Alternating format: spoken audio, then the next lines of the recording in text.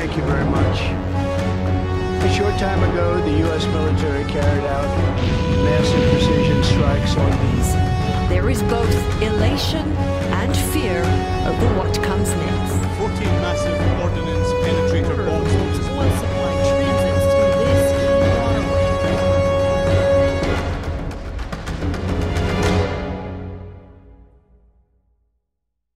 자, 이번에 그 미국의 벙커버스터 포르도에 투하한 이후에 지금 가장 큰 걱정이 한국 사람들은 이거 뭐 벙커버스터를 떨어뜨리든지 말든지 뭐 별로 관심이 없다가 이것 때문에 난리 났습니다. 유가가 올라가기 시작을 해요.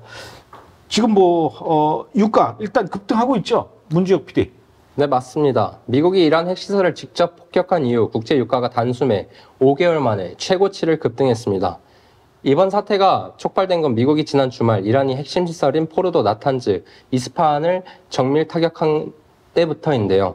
이로 인해 중동 전체에 대해 불안감이 커지면서 유가가 즉각 반응한 겁니다.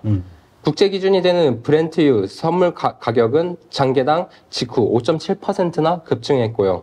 잠깐 배럴당 81달러를 넘기기도 했습니다. 그래프를 보면 6월 WTI 그래프입니다. 지금 미국산 유가도 75.66달러, 지금 6월부터 최고치를 기록하고 있습니다. 어떻게 생각하십니까? 앞으로 계속 올라갈 것 같아요? 아니면 이러다가 말 것 같아요?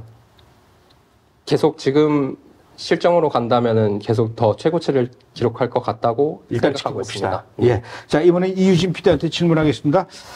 호르무즈 해협 봉쇄가 가장 큰 지금 고민거리로 이슈로 크게 떠오르고 있는데, 일단 이란 측에서는 호르무즈 해협 봉쇄하겠다라고 지금 큰 소리 쳤어요. 이 국회에서 의결이 돼버렸어요. 이제 어떻게 되는 겁니까? 이번 이제 미국의 공습으로 이란이 호르무즈 해협 봉쇄 가능성을 공식화하면서 국제사회가 전부 긴장을 하고 있는 그런 상황인데요. 호르무즈 해협은 전 세계 원유의 약 20%가 지나가는 이제 전략 요충지로서 실제 봉쇄를 할 시 국제 유가가 배럴당 100에서 150달러까지 급등할 수 있다는 그런 우려가 있습니다. 근데 해협이 막히게 되면 중동산 원유와 그리고 LNG 천연가스 수출이 제한이 돼서 전 세계 에너지 공급에 큰 차질이 생기게 되는데요. 한국을 포함한 아시아 국가들의 겨울철 난방 그리고 발전용 에너지 상당량이 여기서 수입이 됩니다. 그리고 또한 LNG 공급이 막히게 되면 발전소 가동 차질이 발생을 해서 정전이 되거나 아니면 공장의 가동이 중단이 될 그런 우려도 있습니다. 결론적으로 에너지 가격이 전방위적으로 상승하고 그리고 이는 각국의 물가를 자극해서 결국에는 글로벌 인플레이션과 그리고 경기 침체로 이어질 수 있다는 그런 우려가 커지고 있는 상황인데요. 특히 미국은 호르무즈 봉쇄를 사실상 레드라인이라고 이렇게 간주를 하고 있다 보니 실제로 이란과의 군사적 충돌까지도 확산될 가능성을 배제할 수는 없을 것 같습니다. 그리고 한국 역시 원유 수입의 약 70%를 중동에 의존하고 있기 때문에 에너지 가격 급등과 그리고 물가 상승 그리고 산업 전반의 비용 부담이 증가하는 이런 직격탄을 맞을 수 있는 그런 상황입니다. 이란은 뭐 의회에서 호르무즈 해협을 봉쇄하자 이렇게 결의를 했다고는 하지만 쉽지 않습니다. 왜냐하면 지금까지 한 번도 이란이 여러 차례 중동 전쟁 위기 속에서도 호르무즈 해협을 한 번도 봉쇄한 적은 없어요. 왜냐하면 그것을 봉쇄한다는 것은 그만큼 전 세계를 향해서 선전포고하는 거나 마찬가지거든요. 그러니 지금 뭐 미국도 거기 항공모함 가 있지. 그러니까 이거는 스스로 진짜 이란이 우리 죽겠습니다. 우리 죽을 테니까 마음대로 하십시오 하면서 봉쇄하겠다라는 거하고 똑같거든요. 거기까지는 안 갈 것 같아요. 일단은 화가 나서 이란 측에서도 화가 나서 그냥 크게 한번 질러본 거예요. 제가 보기엔 그래요. 호르무즈 한번 봉쇄한다고 소리 질러 그래놓고 야 이게 큰일 났다. 이거 진짜 봉쇄 못할 것 같은데 막 지금 누가 하자 그랬어. 그러고 막 지들끼리 싸우고 났을 것 같아요. 자, 그래도 만약에 이란이 호르무즈 해협을 봉쇄하거나 또 그다음에 보복 차원에서 중동 영내에 있는 미군 기지들을 향해서 공격하겠다 이렇게 얘기했어요.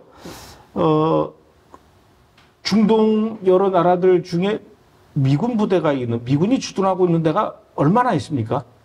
사진에서도 확인하실 수가 있는데 이라크에는 2,500명, 그리고 바레인에는 9,000명, 쿠웨이트에는 13,500명, 카타르에는 10,000명, 아랍에미레이트 UAE에는 3,500명 등 중동 내 주둔 중인 미군이 총 4만 명 정도로 추산이 되고 있습니다.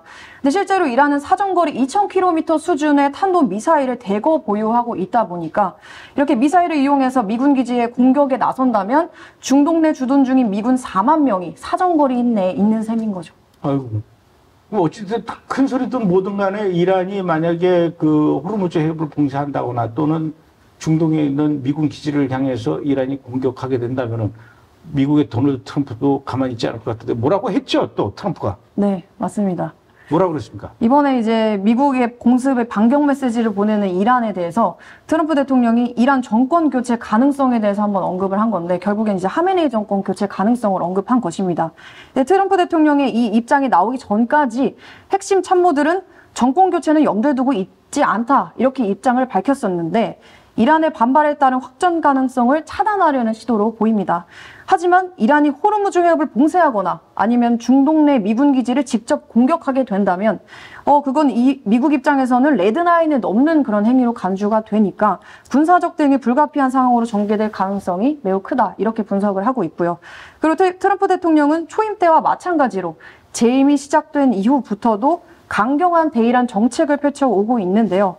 자국의 이익을 우선시하는 트럼프 대통령이 이란에게 여러 차례 이렇게 기회를 줬음에도 불구하고 이번에 또다시 이란이 마지막 기회를 차버릴 시에는 어떤 사태가 벌어지게 될지 그것에 대해서 명확한 메시지를 이번에 던진 것으로 보입니다. 문지혁 PD. 네. 지금 아야톨라 알리 하메네이 지금 어디에 있고 괜찮은 겁니까? 이 결국은 뭐 미국은 뭐 정권 교체까지 갈 수도 있다라고 하는데. 네, 최근 보도에 따르면 아야톨라 알리 하메네이는 현재 테헤란 외곽의 라비잔 지역에 있는 지하 벙커에 은신해 있는 것으로 알려졌습니다. 이동은 최소화하고 IRGC 혁명수비대 특수경호대에 의해 철저히 보호 중이라고 하는데요.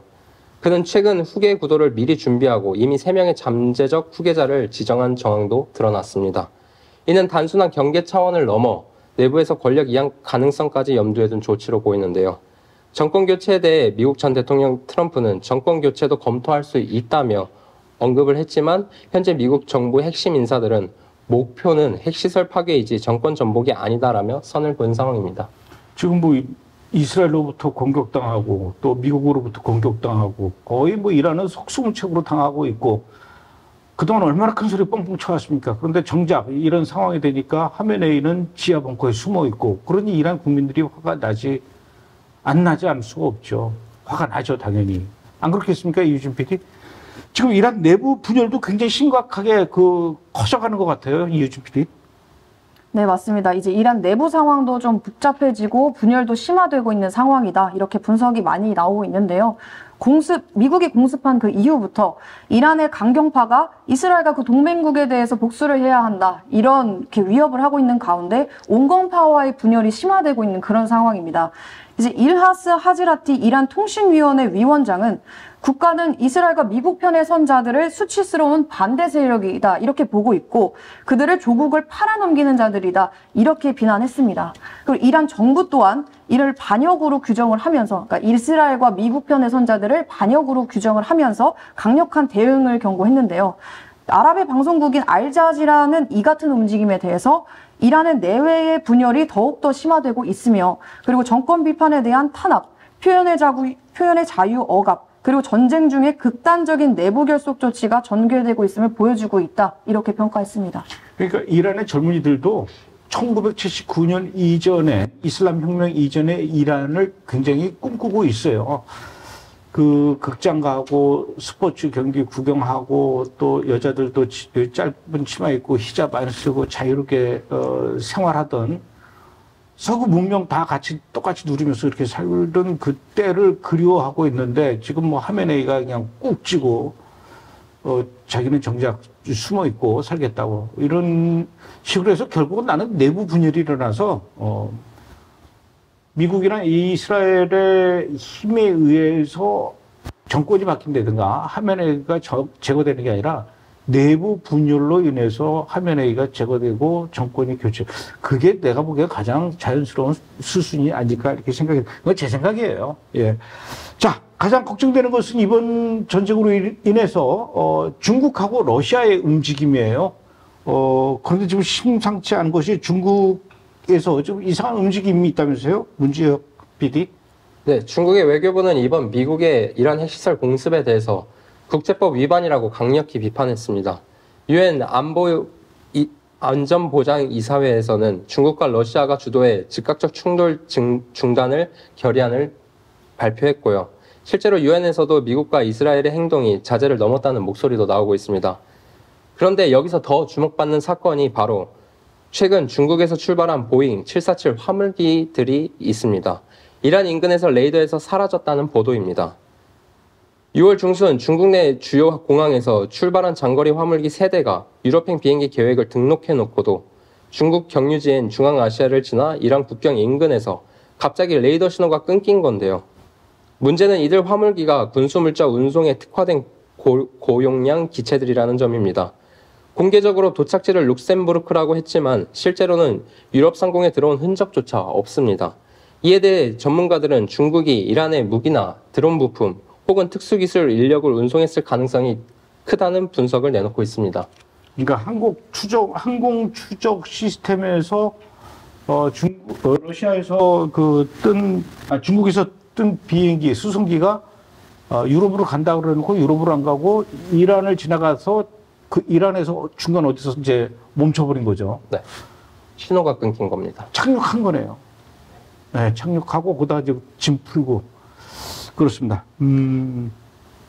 중국뿐만 아니라 러시아도 지금 움직이고 있는데 이란 외무장관이 러시아 푸틴을 만나서 회담을 할 예정이다 이러고 있어요. 푸틴도 지금 마음이 안 편할 텐데 제발 좀 나한테 찾아오지 말지 그러고 있는데 지금 이란 외무장관이 만나자고 하니까 어쩔 수 없이 만날 것 같아요. 네, 맞습니다. 이란과 러시아가 이번 사태를 계기로 더욱 밀착하는 모습을 보이고 있는데요. 이란 외무장관 아바스 아라크치가 오늘 모스크바를 방문했습니다. 현지 시각으로 6월 23일 오전 러시아 푸틴 대통령과 직접 회담을 가졌고 미국의 핵시설 공습 이후 긴박하게 전개되고 있는 상황입니다. 이 자리에서 아라크치 장관은 미국의 공습은 명백한 주권 침해이자 국제법 위반이라고 비판하면서 러시아의 정치적, 외교적 지지를 요청할 것으로 보입니다.